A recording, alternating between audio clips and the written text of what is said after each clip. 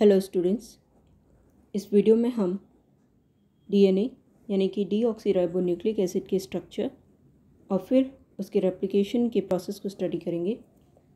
सबसे पहले हम देखते हैं कि न्यूक्लिक एसिड्स जो कि दो प्रकार के होते हैं, डीएनए और आरएनए, उन्हें सबसे पहले फ्रेडरिक मिशर ने डिस्कवर किया था पस सेल्स यानी कि ल्यूकोसाइट्स के न्यूक्लियाई से और न्यूक्लिन नाम रखा था। बाद में इनके एसिडिक नेचर के कारण इनका नाम न्यूक्लिक एसिड रखा गया। डीएनए जनरली सभी सेल्स में पाए जाने वाला जेनेटिक मटेरियल है, जबकि आरएनए केवल आरएनए वायरसेस या राइबोवायरसेस का जेनेटिक मटेरियल होता है। जब हम डीएनए और आरएनए के कंपोनेंट्स या कॉन्स्टिट्यूएंट्स के बारे में स्टडी करते हैं तो हम देखते हैं कि ये दोनों ही पॉलीन्यूक्लियोटाइड्स हैं, यानी इनके जो मोनोमेरिक यूनिट्स हैं वो न्यूक्लियोटाइड्स कहलाते हैं। तो एक जो न्यूक्लियोटाइड है वो 3 कंपोनेंट से मिलकर बना होता है। एक नाइट्रोजनस बेस, यानी ऐसा बेस जिसमें एक नाइट्रोजन एटम्स हो, 5 कार्बन शुगर जो कि डीएनए के केस में डीऑक्सीराइबोस होती है और आरएनए के केस में राइबोस होती है, और फॉस्फेट ग्रुप या एक फॉस्फोरिक एसिड का आयन। ये तीनों मिलकर न्यूक्लियोटाइड बनाते हैं। इनमें से जो नाइट्रोजनस बेसेस हैं वो जनरली हेट्रोसाइक्लिक होते हैं, प्लेनर होते हैं और एरोमेटिक मॉलिक्यूल्स हैं। 2 टाइप के नाइट्रोजनस बेसेस डीएनए और आरएनए में पाए जाते हैं, जिन्हें हम पिरिमिडिन्स और प्यूरिन्स बुलाते हैं। Purines generally double ring structures होते हैं और 2 प्रकार के प्यूरिन्स जो हैं डीएनए और आरएनए में पाए जाते हैं, एडेनिन और ग्वानिन। जबकि पिरिमिडिन्स जो हैं वो सिंगल रिंग के बने होते हैं और उनमें जो डीएनए में पाए जाने वाले पिरिमिडिन्स हैं वो थाइमिन और साइटोसिन हैं, जबकि आरएनए में साइटोसिन और थाइमिन की जगह यूरेसिल पाया जाता है। इसके अलावा जो शुगर्स, जैसा कि मैंने आपको बताया कि डीएनए में डीऑक्सीराइबोस शुगर्स और आरएनए में राइबोस शुगर्स पाई जाती हैं, ये शुगर और नाइट्रोजनस बेस सबसे पहले जॉइन होकर न्यूक्लियोसाइड बनाते हैं। शुगर और बेस के बीच का जो बॉन्ड है उसे हम ग्लाइकोसिडिक बॉन्ड बोलते हैं। ग्लाइकोसिडिक बॉन्ड फॉर्म होने के बाद जो फॉस्फेट ग्रुप है वो शुगर्स के साथ जॉइन होता है। जो कार्बन है पोजीशन नंबर C5' पर शुगर का, उसके साथ में ये एक बॉन्ड बनाता है जो कि एक्चुअली एक एस्टर बॉन्ड है। तो इस प्रकार से जो है एक न्यूक्लियोटाइड फॉर्म होता है, और ऐसे कई न्यूक्लियोटाइड्स जब आपस में फॉस्फोडाइस्टर बॉन्ड्स के थ्रू जुड़ जाते हैं तो ये पॉलीन्यूक्लियोटाइड चेन बनाते हैं, और ये पॉलीन्यूक्लियोटाइड चेन्स ही आरएनए और डीएनए बनाती।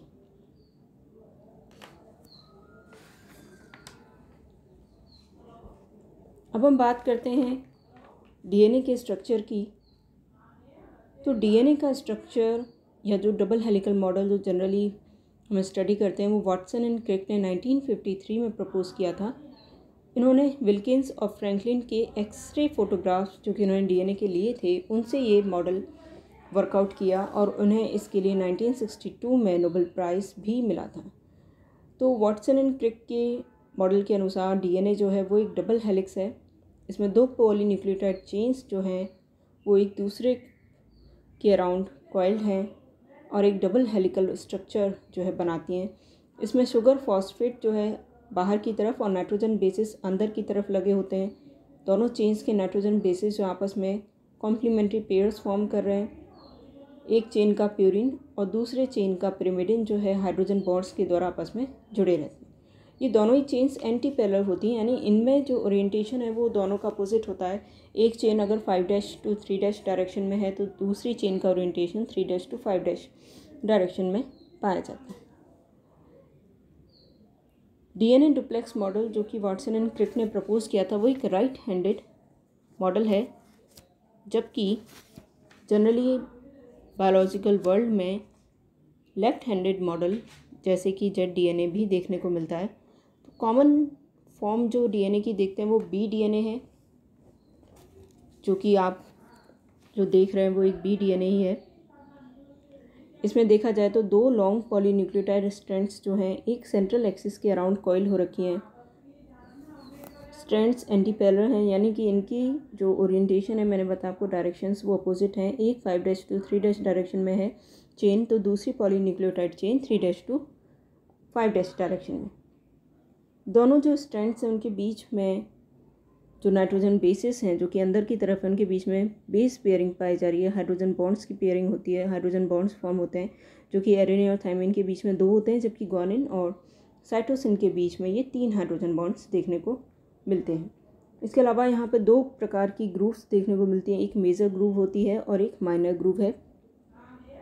अगर यहाँ पे हेलिक्स का डायमीटर देखा जाए तो ये कुछ 20 एंगस्ट्रॉम या 2 nm के लगभग होता है, और हेलिक्स पिच यानी कि जो डिस्टेंस है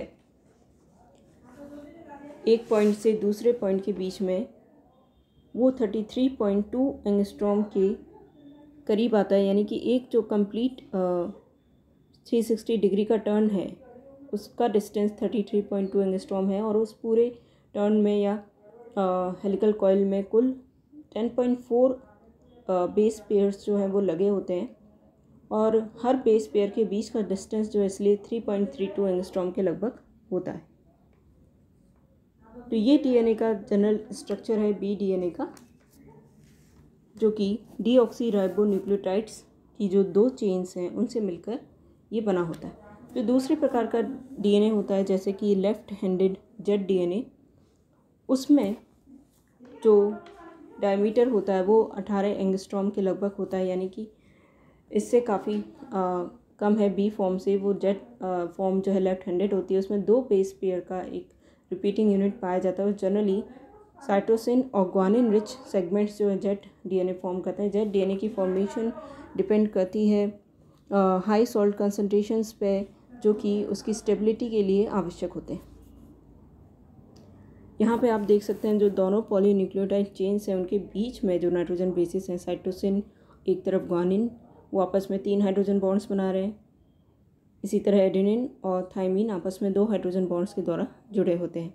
जो ये चेन्स हैं पॉलीन्यूक्लियोटाइड चेन्स, उनमें शुगर और फॉस्फेट आपस में लिंक्ड होते हैं। फॉस्फोडाइस्टर बॉन्ड्स के थ्रू ये न्यूक्लियोटाइड्स एक दूसरे से लिंक्ड रहते हैं, और ओरिएंटेशन 5' एंड पर जो है एक फ्री फॉस्फेट ग्रुप पाया जा रहा है, जबकि 3' एंड पर हाइड्रोक्सिल ग्रुप पाया जाता है। तो दोनों जो चेन्स हैं वो एंटी पैरेलल हैं ओरिएंटेशन में, और आपस में हाइड्रोजन बॉन्ड्स के द्वारा ये जुड़ी रहती हैं।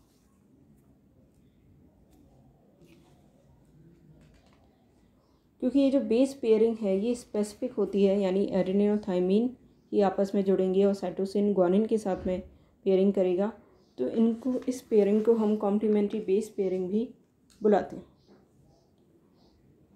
अकॉर्डिंग टू चारगाफ, जिन्होंने ये ऑब्जर्वेशंस की बेस कंटेंट्स पे डीएनए के, उन्होंने कुछ रूल्स जो हैं फॉर्म किए। फॉर एग्जांपल कि प्यूरिन और पिरिमिडिन बेस पेयर जो हमेशा इक्वल अमाउंट में पाए जाते हैं, क्योंकि हमने देखा प्यूरिन हमेशा दूसरे चेन के पिरिमिडिन के साथ ही जो है बेस फॉर्म कर रहा है, इसलिए एडेनिन प्लस ग्वानिन और थायमिन प्लस साइटोसिन ये हमेशा इक्वल अमाउंट्स में पाए जाएंगे। इसके अलावा मोलर अमाउंट जो है प्यूरिन एडेनिन की, वो मोलर अमाउंट जो थायमिन की है उसके बिल्कुल इक्वल होगी, क्योंकि एडेनिन हमेशा थायमिन के साथ में हाइड्रोजन पेयरिंग कर रहा है। तो इसका मतलब जितने मोलर अमाउंट में एडेनिन बेसिस पाए जा रहे हैं उतनी ही अमाउंट में थायमिन के बेसिस भी पाए जाएंगे। इसी तरह ग्वानिन और साइटोसिन की जो मोलर कंसनट्रेशन है वो भी इक्वल होगी।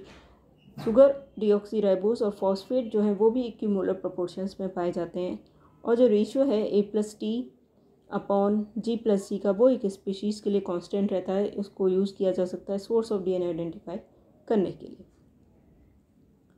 तो ये जो डीएनए है इसका ये जो स्ट्रक्चर है, जिसे हम डबल हेलिकल स्ट्रक्चर बनाते हैं, जिसमें बुलाते हैं, जिसमें कि 2 पॉलीन्यूक्लियोटाइड चेन्स एक दूसरे के अराउंड कॉइल्ड हैं, ये स्ट्रक्चर एसेंशियल होता है रेप्लिकेशन के लिए, और रेप्लिकेशन के द्वारा ही जो जेनेटिक इन्फॉर्मेशन है एक सेल से उसके डॉटर सेल्स में या एक जनरेशन से नेक्स्ट जनरेशन में जो है पास ऑन होती है। अब हम बात करते हैं रेप्लिकेशन की। तो DNA replication is the process जिसमें कि कार्बन कॉपीज़ जो हैं डीएनए की फॉर्म होती हैं। उसके लिए डीएनए जो है उसकी जो दोनों डबल जो उसका डबल हेलिकल स्ट्रक्चर है उसमें जो 2 पॉलीन्यूक्लियोटाइड चेन्स हैं वो एक दूसरे से सेपरेट हो जाती हैं और हर एक चेन जो है एज अ टेम्पलेट फंक्शन करती है एक डॉटर स्ट्रैंड के सिंथेसिस के लिए। तो थ्योरेटिकली देखा जाए तो डीएनए रेप्लिकेशन 3 प्रकार का हो सकता है। पहला कंजर्वेटिव रेप्लिकेशन, दूसरा है सेमी कंजर्वेटिव और तीसरा डिस्पर्सिव रेप्लिकेशन। कंजर्वेटिव रेप्लिकेशन में होल ओरिजिनल डबल हेलिक्स जो है वो एज अ टेम्पलेट फंक्शन करता है और एक डॉटर मॉलिक्यूल जो है वो उससे 2 डॉटर मॉलिक्यूल्स जो फॉर्म होते हैं उनमें से एक डॉटर मॉलिक्यूल बिल्कुल पेरेंट मॉलिक्यूल के समान होता है, जबकि दूसरा जो डॉटर मॉलिक्यूल है वो न्यूली फॉर्म होता है। डिस्पर्सिव रेप्लिकेशन की बात करें तो उसमें कुछ हिस्से जो है डॉटर मॉलिक्यूल में वो पेरेंट्स मॉलिक्यूल के ही जैसे होते हैं, जबकि कुछ हिस्से न्यूली सिंथेसाइज होते हैं, तो वो डिस्पर्सिव रेप्लिकेशन है।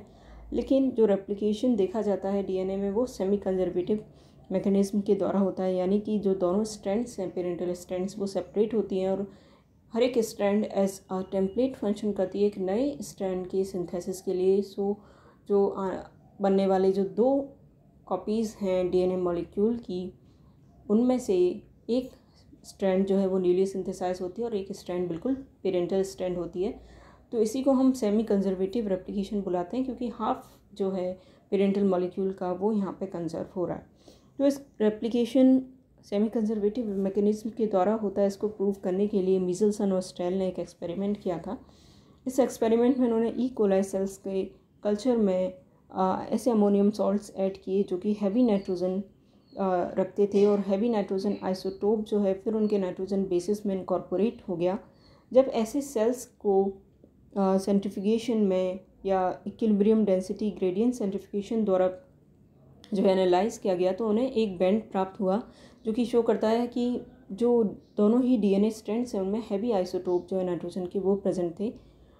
जब ऐसे सेल्स को इस मीडियम से हटा के ऐसे मीडियम में रखा गया जहाँ पे नॉर्मल लाइट आइसोटोप जो है नाइट्रोजन का 14N वो प्रेजेंट था और वहाँ पे ग्रो किया गया, तो हर आने वाली जनरेशन में फिर से डीएनए इसको एनालाइज किया गया तो उन्होंने पाया कि एक जनरेशन बाद जो उन्हें DNA molecules daughter DNA molecules मिले उनको जब इक्विलिब्रियम डेंसिटी ग्रेडियंट सेंट्रिफिकेशन में जो है प्रोसेस किया गया तो उन्हें देखने को मिला कि एक ही बैंड जो है वो फॉर्म हो रहा था और वो उस बैंड की जो डेंसिटी थी वो इंटरमीडिएट थी। यानी यहाँ पे जो दोनों स्ट्रैंड्स हैं उनमें से एक स्ट्रैंड में 15N आइसोटोप है, जबकि दूसरा स्ट्रैंड जो उसमें लाइट नॉर्मल जो आइसोटोप है नाइट्रोजन का 14N वो प्रेजेंट है। तो एक हाइब्रिड बैंड डेंसिटी वाला हाइब्रिड बैंड जो है उन्हें देखने को मिला, इंटरमीडिएट डेंसिटी वाला। आगे आने वाली जनरेशन्स में नेक्स्ट जनरेशन में उन्हें 2 प्रकार के बैंड्स देखने को मिले, एक जो कि इंटरमीडिएट डेंसिटी वाले 15N और 14N दोनों स्ट्रैंड्स उसमें मौजूद थी, जबकि दूसरा जो बैंड था वो लाइट डेंसिटी का था और उसमें दोनों ही स्ट्रैंड्स में 14N नाइट्रोजन मौजूद था, तो उसे 14N लाइट बैंड बुला सकते हैं। तो आगे जाके धीरे धीरे ये जो हाइब्रिड डेंसिटी वाला बैंड है इंटरमीडिएट डेंसिटी वाला ये डिसअपीयर होता गया और जो लाइट डेंसिटी वाला बैंड है वो जो है और ज़्यादा उसकी इंक्रीज़ होता गया, यानी उसकी डेंसिटी जो है धीरे धीरे जो है देखने को मिला कि उसकी कंसंट्रेशन ज़्यादा है ऐसे डीएनए मॉलिक्यूल्स की जिनमें दोनों ही स्ट्रैंड्स में 14N वाला नाइट्रोजन प्रेजेंट है। तो ये एक्सपेरिमेंट जो मीजल्सन स्टेल ने किया था ये शो करता है कि जो डीएनए है जब उसका रेप्लिकेशन होता है तो दोनों ही पेरेंटल स्ट्रैंड्स जो है सेपरेट हो जाती हैं at the time of replication. एक स्ट्रैंड कंजर्व की जाती है और दूसरी न्यूली सिंथेसाइज होती है डॉटर स्ट्रैंड। इस तरह 2 डॉटर मॉलिक्यूल्स जो हैं फॉर्म होते हैं डीएनए में और ये सेमी कंजर्वेटिव मैकेनिज्म है रेप्लिकेशन का।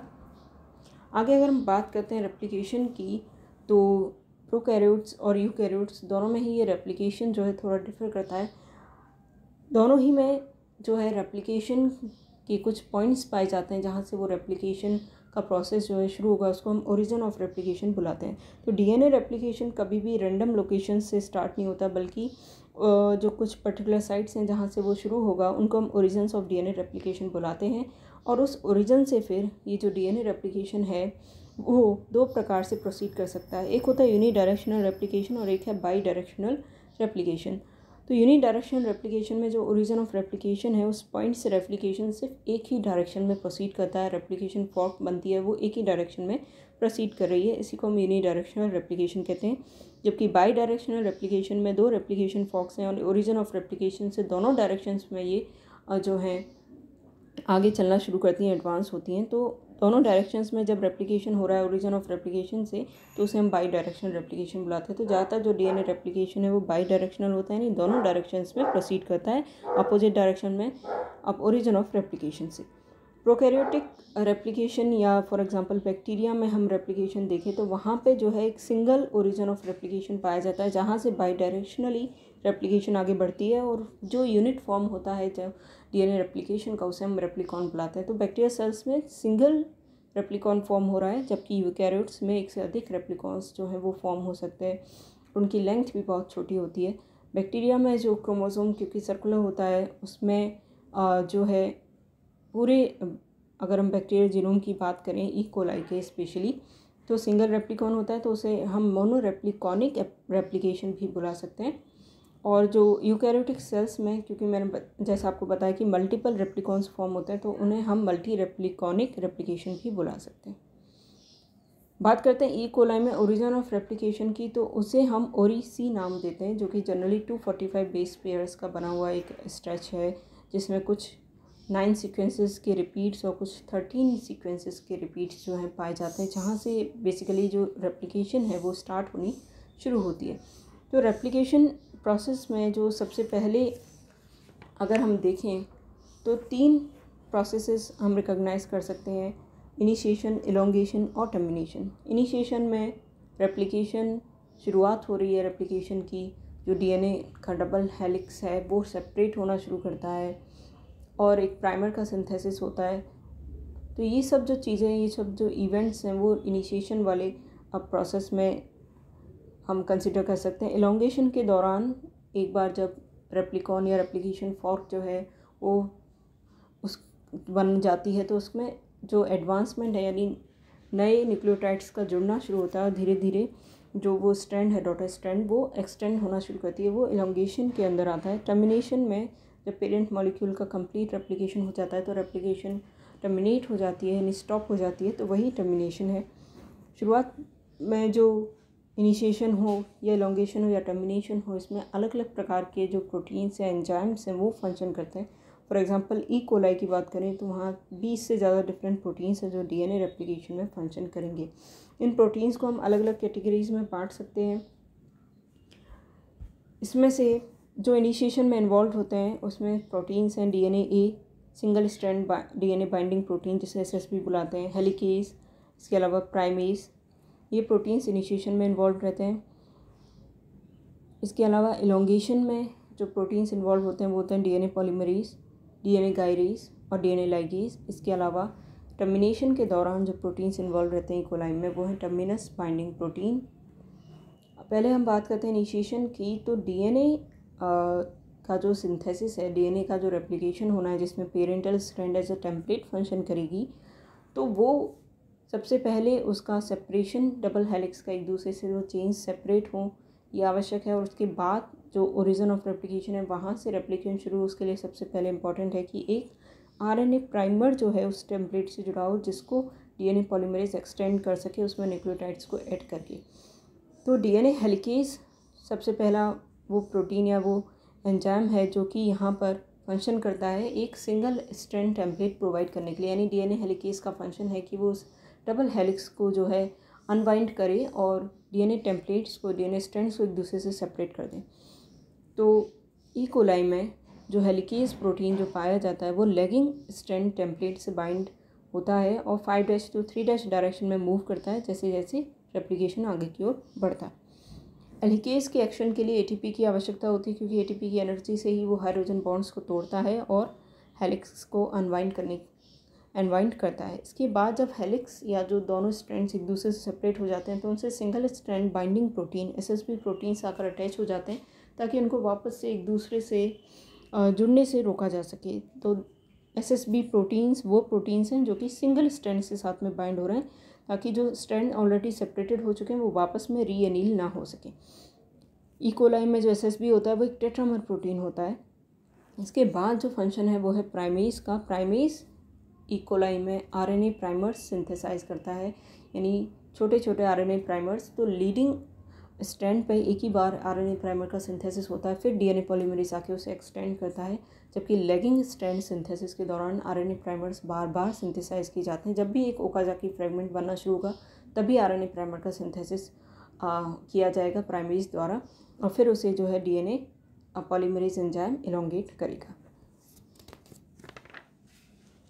अब हम बात करें डीएनए पॉलीमरेज की, तो डीएनए पॉलीमरेज जो इकोलाई में या प्रोकैरियोट्स में डिस्कवर किए गए इकोलाई में, वो 3 प्रकार के होते हैं: DNA polymerase first, DNA polymerase second और DNA polymerase third. DNA polymerase first को डिस्कवर किया गया आर्थर कॉर्नबर्ग द्वारा। उन्हें अपने इस काम के लिए नोबेल प्राइज़ भी मिला था। डीएनए पॉलीमरेज फर्स्ट का जनरल जो फंक्शन है वो एक्चुअली डीएनए रिपेयर और गैप फिलिंग का होता है, यानी ये रेप्लिकेशन वाला एंजाइम नहीं है। इसी तरह डीएनए पॉलीमरेज सेकंड जो है वो भी डीएनए रिपेयर में ही काम आता है, जबकि डीएनए पॉलीमरेज थर्ड वो एंजाइम है जो कि नॉर्मली डीएनए रेप्लिकेशन करता है प्रोकैरियोट्स में या इकोलाई में। तो इकोलाई में जो डीएनए पॉलीमरेज थर्ड एंजाइम है वो कम से कम 10 सब यूनिट से मिलकर बना होता है, तो उसे हम पॉलीमरेज थर्ड होलो एंजाइम कहकर भी बुलाते हैं। ये जो एंजाइम है ये सिंथेसाइज करता है डीएनए को, और इसकी जो प्रोसेसिविटी रेट है, यानी कि ये कितने न्यूक्लियोटाइड्स एक बार में ऐड कर देता है, वो काफ़ी अधिक है। यानी more than 500 kb of DNA ये कंटिन्यूसली सिंथेसाइज कर सकता है before dissociating from the template. और इसकी जो वेलोसिटी है सिंथेसाइज करने की, यानी हर सेकेंड ये कम से कम 1000 न्यूक्लियोटाइड्स को ऐड कर सकता है एट 37 डिग्री सेल्सियस। तो ये जो इसकी 2 प्रॉपर्टीज़ हैं कि इसमें प्रोसेसिविटी हाई होती है और कैटालिटिक एफिशिएंसी इसकी हाई होती है इस एंजाइम की, और ये जो है बहुत ही तेज़ी के साथ इस कारण जो है डीएनए स्ट्रैंड्स का, डॉटर स्ट्रैंड का सिंथेसिस जो है वो कर सकता है। यूकैरियोट्स में बात करें तो डीएनए रेप्लिकेशन जो न्यूक्लियस में होता है उसके लिए 3 पॉलीमरेजेस जो है रिकॉग्नाइज किए गए हैं: पॉलीमरेज अल्फ़ा, पॉलीमरेज डेल्टा और पॉलीमरेज एप्सिलॉन। पॉलीमरेज गामा भी यूकैरियोट्स में पाया जाता है, लेकिन वो माइटोकॉन्ड्रिया के डीएनए रेप्लिकेशन को जो है कैटालाइज करता है। इसके अलावा पॉलीमरेज बीटा एक पाया जाता है जो कि एक्चुअली डीएनए रिपेयर में काम आता है। डीएनए पॉलीमरेज अल्फ़ा की बात करें तो डीएनए पॉलीमरेज अल्फ़ा यूकैरियोट्स में फंक्शन करता है एज ए प्राइमेज, क्योंकि वो एक प्राइमर का सिंथेसिस करता है, और यूकैरियोट्स में जो प्राइमर है वो आरएनए डीएनए प्राइमर होता है, यानी उसमें कुछ पार्ट आरएनए का होता है, उसके बाद कुछ बेसिस जो उसमें डीएनए के ऐड किए जाते हैं। तो ये आरएनए डीएनए प्राइमर जो है इस एंजाइम पॉलीमरेज अल्फ़ा के द्वारा बनाया जाता है। इसके बाद जो 2 पॉलीमरेजेस हैं इसमें से पॉलीमरेज डेल्टा और पॉलीमरेज एप्सिलॉन, पॉलीमरेज डेल्टा और पॉलीमरेज एप्सिलॉन दोनों ही डीएनए रेप्लिकेशन करते हैं, लेकिन पॉलीमरेज डेल्टा जो है वो लेगिंग स्ट्रैंड का सिंथेसिस करता है, जबकि पॉलीमरेज एप्सिलॉन जो है वो लीडिंग स्ट्रैंड सिंथेसिस का एंजाइम है।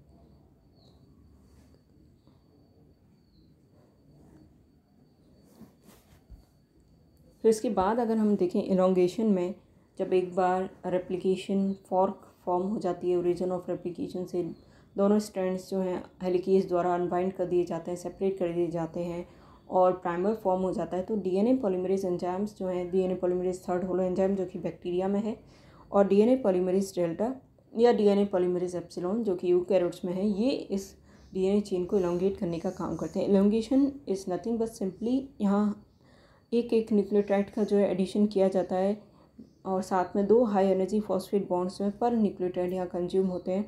तो यहाँ पे सिंपली जो 3' का ऑक्सीजन है जो डीऑक्सीराइबोस शुगर का, वो एक न्यूक्लियोफाइल की तरह बिहेव करता है। यहाँ पे जो फॉस्फेट बॉन्ड्स हैं आने वाले डीऑक्सीराइबो न्यूक्लियोटाइड ट्राइफॉस्फेट के, उन पर अटैक करता है, और एक यहाँ पर फॉस्फोडाइस्टर बॉन्ड का जो है फॉर्मेशन होता है।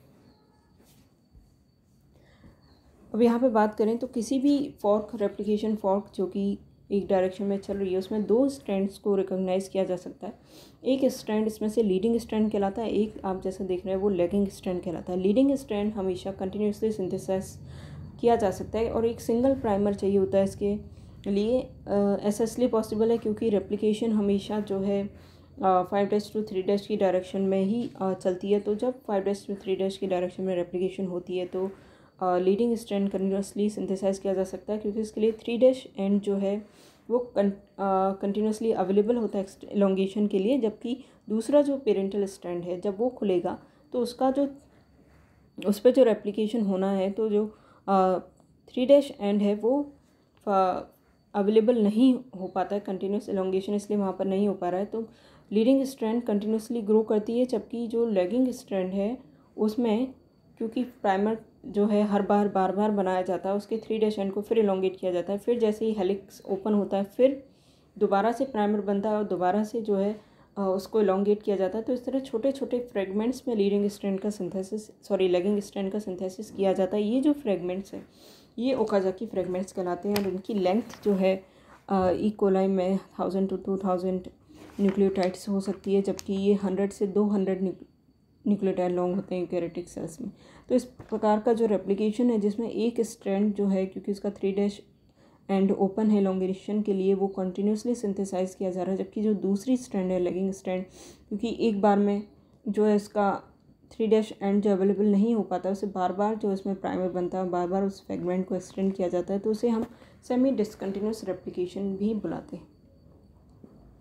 बाद में ये जो ओकाजाकी फ्रेगमेंट्स हैं इनको आपस में सील करने का काम जो है लाइगेज एंजाइम करता है।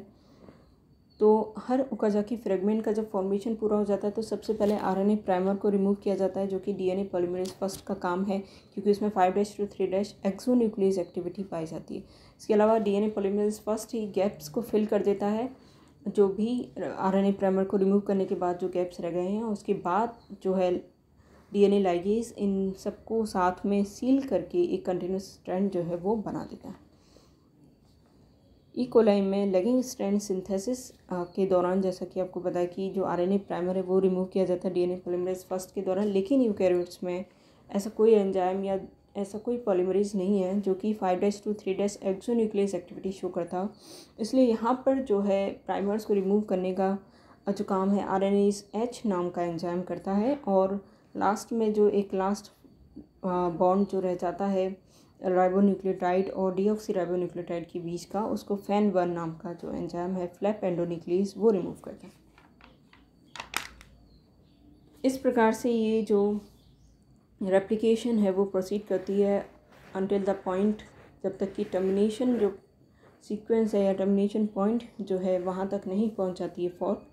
तो जो बैक्टीरिया हैं उसमें जो टर्मिनेशन पॉइंट है वो मोर और लेस जो ओरी-सी यानी ओरिजिन पॉइंट था रेप्लिकेशन का, उसके बिल्कुल अपोजिट में पाया जाता है। वहाँ पे कुछ सीक्वेंसेस होते हैं जिनको हम टर्स सीक्वेंसेस या टर्मिनस सीक्वेंसेस बुलाते हैं। इन टर्मिनस सीक्वेंसेस से एक प्रोटीन बाइंड करता है जिसको हम टस प्रोटीन बुलाते हैं, टर्मिनस यूटिलाइजेशन सब्सटेंस या टस प्रोटीन। जब ये टस प्रोटीन इन टर्मिनस सीक्वेंसेस के साथ में बाउंड होता है तो रेप्लिकेशन फॉक्स जो दोनों ही डायरेक्शन से आ रही है उनमें से एक डायरेक्शन में जाने वाली रेप्लिकेशन फॉक को ये जो कॉम्प्लेक्सेस हैं प्रोटीन कॉम्प्लेक्सेस ये रोक लेते हैं, जबकि दूसरी डायरेक्शन में से जाने वाली रेप्लिकेशन फॉक को ये अलाउ कर देते हैं। जबकि दूसरे कुछ सीक्वेंसेस ऐसे होते हैं कि जो एक डायरेक्शन में उस डायरेक्शन में जाने वाली रेप्लिकेशन फॉक को रोक लेंगे। तो इस प्रकार से दोनों ही डायरेक्शंस में जो रेप्लिकेशन फॉक्स जा रही थी वो मोर और लेस पास ही जो है टर्मिनेट हो जाती हैं और रेप्लिकेशन जो है वो कंप्लीट माना जाता है। इसके अलावा डीएनए रेप्लिकेशन में जो एक मैकेनिज़्म है प्रूफ रीडिंग मैकेनिज़्म, जो बहुत इम्पोर्टेंट होता है, क्योंकि डीएनए रेप्लिकेशन के दौरान ये काफ़ी पॉसिबिलिटी रहती है कि कोई ना कोई एरर जो है होगा। तो इस प्रोसेस के लिए प्रूफ रीडिंग के लिए जो डीएनए पॉलीमरेज होते हैं जो कि रेप्लिकेशन कैरी आउट कर रहे हैं उनमें 3' to 5' एक्सोन्यूक्लियस एक्टिविटी पाई जाती है। मान लीजिए अगर वो कोई इनकरेक्ट बेस इनकॉर्पोरेट कर देते हैं न्यूक्लियर, तो वो तुरंत पीछे जाकर उस बेस को रिमूव करके मिसमैच को रिमूव करके जो है सही बेस को दोबारा से जो है जोड़ देते हैं और आगे जो है फिर कंटिन्यू करते हैं।